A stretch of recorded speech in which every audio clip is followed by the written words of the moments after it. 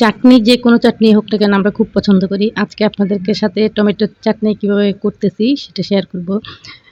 আমার ভিডিওটা যদি আপনাদের ভালো লাগে বা চ্যানেলটা যদি ভালো লাগে, ভিডিও ভালো লাগলে একটা লাইক কমেন্ট করে পাশে থাকবেন। চ্যানেলটা যদি ভালো লাগে প্লিজ সাবস্ক্রাইব করে পাশে থাকবেন। আর যারা অলরেডি সাবস্ক্রাইব করে ফেলছেন তাদেরকে তো আসলে অনেক, অনেক ধন্যবাদ মন থেকে।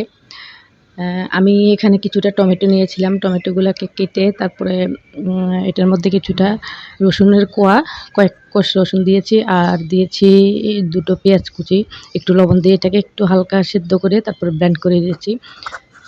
তো ব্লেন্ডটা আসলে স্মুথলি করে নেবেন যাতে একটু দানাদার কিছু না থাকে। তো আমি সেটাকে ভালো করে স্মুথলি ব্লেন্ড করে তারপরে কড়াইয়ের মধ্যে কিছুটা তেল দিয়ে দিলাম। এটা সরিষার তেল ব্যবহার করেছি। তারপরে আমি সেই ব্লেন্ড করে রাখা টমেটোটা দিয়ে দিলাম।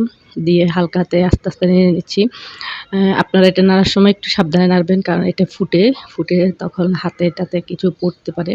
পড়ে আপনার হাতটা হয়তো ফসকে পড়ে যেতে পারে। এর জন্য একটু ভালো করে একটু দেখে শুনে তারপর এটা নাড়বেন। তারপর আমি এটার সাথে কিছুটা হলুদের গুঁড়ো আর মরিচের গুঁড়ো ব্যবহার করলাম। পরিমাণ মতো দিবেন। আমি মরিচটা সামান্যই দিয়েছি। আর এখানে ব্যবহার করতেছি একটু তেঁতুলের কাক। আপনি তেঁতুলটাকে ভিজিয়ে তারপরে সেটাকে ভালো করে চিপে যেই রসটা বের হবে সেটাই দিয়ে দিবেন। দিয়ে তারপর আমি এটার মধ্যে কিছুটা লবণ দিয়েছি। আর এটার মধ্যে আমি যেই মসলাটা ব্যবহার করব সেটা হলো সরিষা গুঁড়ো আর মেথি গুঁড়ো। একটু সরিষা গুঁড়ো দিয়ে দিয়েছি, মেথি গুঁড়ো দিয়ে দিয়েছি। দিয়ে এখন দিচ্ছি আমি চিনি, পরিমাণ মতো একটু চিনি দিব। দিয়ে ভালো করে এটাকে নেড়ে চেড়ে দেবো। চিনি দিলে কিন্তু এমনিতে এটার পানিটা একটু ছেড়ে যাবে। তো আমি এটাকে ততক্ষণ পর্যন্ত নাড়তে থাকবো যতক্ষণ এটার পানিটা শুকিয়ে না যায়। আর এটা যখন হয়ে যাবে তখন আমি এমনিতেই বুঝতে পারবো যে উপরে তেলটা উঠে গেছে। তো এভাবে আস্তে, আস্তে নেড়ে, নেড়ে এটাকে পানিটা শুকিয়ে নেব এটার থেকে।